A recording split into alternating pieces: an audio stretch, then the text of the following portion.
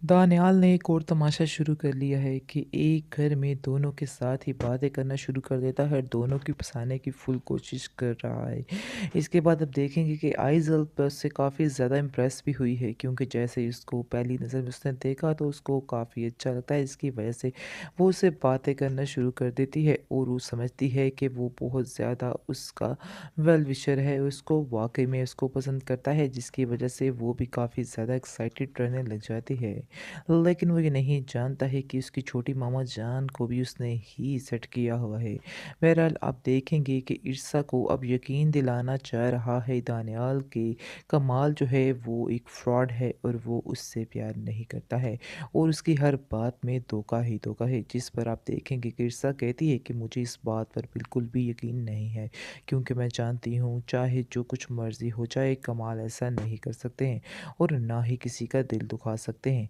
इस पर दानियाल उसको कहता है कि मैं तुमसे वादा करता हूँ कि सारे सबूत तुम्हारे सामने लाकर खड़ा करूँगा और जैसे ही सारे सबूत तुम्हारे सामने लाकर खड़ा करूँगा तो तुम्हें इस बात का यकीन हो जाएगा कि मैं सच कह रहा था। और आगे से वो कहती है कि ऐसा नहीं हो सकता है। तो आगे से वो कहता है, क्या तुम मुझसे वादा करती हो कि जब मैं तुम्हें सारी हकीकत बताऊँगा और सच्चाई तुम्हें पता चल जाएगी तो तुम मेरी जवाब जो है वो हाँ में दोगी। आगे से ईर्षा खामोश हो जाती है और उसको समझ नहीं आती कि आखिर वो इस बात का क्या जवाब दे। उसके दिल में हाँ भी है और ना भी है और उसको समझ नहीं आ रही वो क्या करे। इसके बाद अब देखेंगे कि दानियाल उससे वादा ले लेता है कि जब मैं तुम्हें सारी हकीकत बताऊंगा तो फिर तुम्हें हाँ करनी ही पड़ेगी। ईर्षा की जबकि मुलाकात दानियाल के साथ होती है तो वो काफ़ी ज़्यादा उससे इम्प्रेस होती है, क्योंकि दानियाल को तो बहुत ही ज़्यादा तरीका होता है कि कैसे किसी को इम्प्रेस किया जाता है। इसके बाद अब देखेंगे कि ईर्षा समझ रही है कि वो बहुत ही अच्छा लड़का है, जिसकी वजह से वो उसके और ज़्यादा करीब आती जाएगी और उससे बातचीत का सिलसिला इसी तरह से शुरू हो जाएगा। इसके बाद अब देखेंगे पहले तो बात दोस्ती तक ही रहेगी, यानी कि वो इसको कहेगा कि मुझे आपसे मिलकर काफ़ी ज़्यादा अच्छा लगा है। आगे से वो कहती है कि मैं भी आपसे मिलकर बहुत ज़्यादा खुश हुई हूँ। दोनों की काफ़ी देर बातचीत चलती रहती है, क्योंकि उनकी पहले तो अचानक से मुलाकात होती है, लेकिन फिर दोबारा से जैसे ही उनकी मुलाकात होती है तो उनकी आपस में गहरी दोस्ती हो जाती है। इस चीज़ का कमाल को तो ख़ैर बिल्कुल भी नहीं पता, लेकिन आप देखेंगे कि ईर्षा जो है काफ़ी दिनों से कुछ खामोश-खामोश रहने लग जाती है, जिसकी वजह से कमाल परेशान कमाल है। ईर्षा से कहेगा कि आखिर अब तुम्हें क्या परेशानी है? अब तुम परेशान क्यों हो? क्योंकि मैंने तो तुम्हें इजाज़त दे दी है और खुली छूट दी है, जाओ जाके जॉब करो और अपनी लाइफ बनाओ। फिर आखिर इसमें टेंशन वाली बात क्या है? इस पर वो कहती है कि मुझे ऐसा नहीं लगता है कि आप किसी भी बात पर एक जगह ठहर जाएँगे, यानी कि आपका फ़ैसला किसी भी वक़्त बदल सकता है, क्योंकि मैं जानती हूँ कि आप आइज़ल से बहुत ज़्यादा प्यार करते हैं, जिसकी वजह से आप जब भी उस वो कुछ कहेगी तो आप आंखें बंद करके फिर से उसकी बात पर यकीन कर लेंगे। इसके बाद कमाल उसको कहता है कि तुम्हें बार-बार पुरानी बातों को दोहराने की क्या ज़रूरत पड़ जाती है? मैंने तुमसे कहा ना कि मैंने तुमसे यकीन कर लिया और तुम्हें हर चीज़ की परमिशन देता हूँ, तो फिर आखिर पुरानी बातों को बार-बार अंदर तुम क्यों लेकर आ रही हो? जिस पर ईर्षा खामोश हो जाती है और कहती है, क्या आप मुझे इस बात पर वादा कर सकते हैं कि आइंदा से कभी भी, यानी कि आने वाली ज़िंदगी में कभी भी आप मुझ पर शक नहीं करेंगे? इस पर कमाल कहता है कि तुम बेफ़िक्र हो जाओ, ऐसा कभी भी नहीं होगा।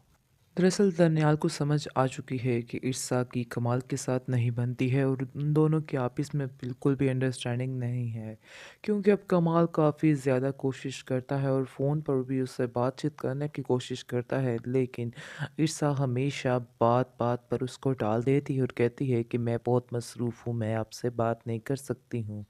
लेकिन वो बहुत ज़्यादा खुश होती है दानियाल के साथ और काफ़ी देर बातें और गप्पे लगाती रहती है। इसके बाद आप देखेंगे कि कमाल कहता है, क्या तुम मुझे मिलवाओगी नहीं दानियाल से? तो आगे से वो कहेगी कि हाँ, मैं आपको ज़रूर एक दिन मिलाऊँगी।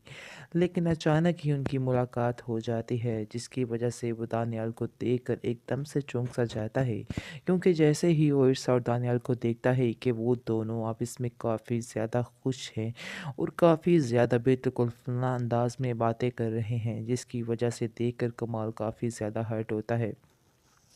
लेकिन वो किसी से कुछ भी नहीं कहता है। जैसे ही वो घर आता है मज़ीद परेशान रहता है और इसके बाद आप देखेंगे कि वो दिल ही दिल में सोचता है कि हकीकत तो यही है कि मुझे सब लोगों ने समझाया, सब लोगों ने ये कहा कि तुम्हारा और ईसा का कोई भी जोड़ नहीं है, लेकिन मैंने कहा नहीं, ये सिर्फ़ और सिर्फ़ किस्मत का लिखा है, इसमें कोई भी बात नहीं है। ईसा मेरे साथ बहुत ज़्यादा खुश है, लेकिन मुझे आज इस चीज़ का अंदाज़ा हो चुका है कि ईर्षा मेरे साथ कुछ नहीं है, बल्कि वो एक मजबूरी के तहत ये रिश्ता निभा रही है।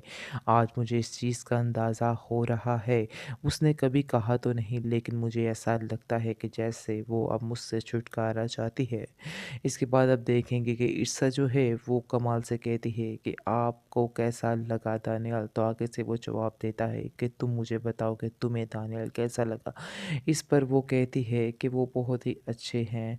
इसके बाद वो समझ जाता है कि दाल में कुछ काला है, कोई ना कोई कहीं न कहीं गड़बड़ ज़रूर है। दूसरी तरफ आप देखेंगे कि उसकी फूफो कमाल की घर में रहने के लिए आ जाएगी और जैसे ही घर में रहने के लिए आएगी तो देखेगी कि घर का माहौल बहुत ज़्यादा ख़राब से ख़राब होता जा रहा है, जिसको देखकर वो काफ़ी ज़्यादा परेशान होती है क्योंकि ईर्षा जो है वो पहले वाली ईर्षा तो रहती ही नहीं।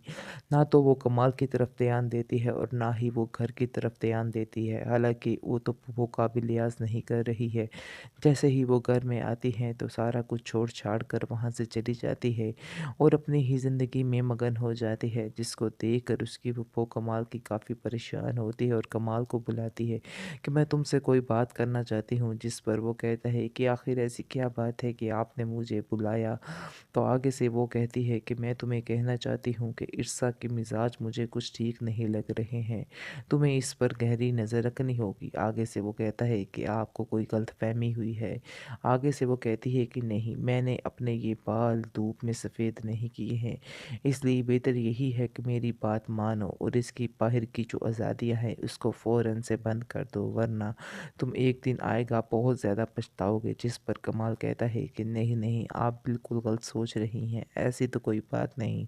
हालांकि ये बात तो कमाल को भी पता चल चुकी है और उसको ठीक ठाक किस्म का अंदाज़ा हो चुका है कि ईर्षा जो है अब उसके साथ नहीं रहना चाहती है। बात बात पर लड़ाई झगड़ा, बात बात पर टोक झोंक, बस इसी बात की निशानी है कि अब वो उससे छुटकारा चाहती है और देखिएगा कि साफ साफ वो उसको कह भी देगा और कहेगा ईर्षा को कि तुम्हें जो भी फैसला करना है तुम कर सकती हो, मुझे कोई भी एतराज़ नहीं है। मैंने तो पहले भी तुमसे कहा था, लेकिन पहले भी तुम नहीं मानी थी, लेकिन अब भी सारे फैसले तुम्हारे हाथ में ही हैं। तुम टेंशन मत लो, जो भी रास्ता अपनाओगी मुझे वो मंजूर होगा।